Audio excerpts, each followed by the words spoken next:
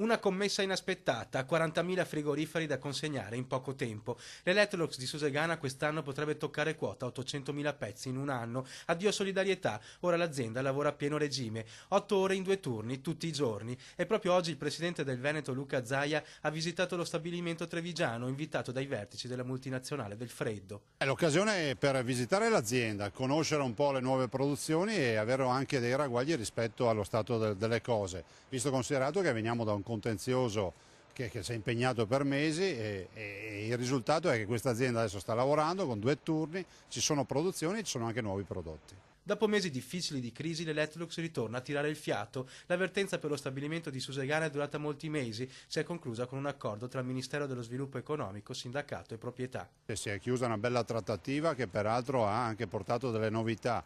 E su questo fronte bisognerà continuare, peraltro ci sarà anche, come si suol dire, una verifica al Ministero come previsto dall'accordo, per cui in questa verifica porteremo anche il risultato anche in virtù di questa visita che è stata fatta. Un'azienda che produce 4.150 pezzi ogni giorno, catene di montaggio a pieno ritmo. Electrolux in questo periodo non soffre più il calo delle commesse e gli investimenti che la Regione dovrà mettere in campo sono confermati. La volontà di ricordare che siamo tutti parte di una unica squadra, qui non c'è l'un contro l'altro armato, qui lavoratori, azienda e istituzioni sono tutti assieme per salvaguardare un grande sito produttivo che peraltro, oltre a garantire l'occupazione che ci sta a cuore, garantisce anche la presenza e la vita di un distretto industriale che altrimenti sparirebbe.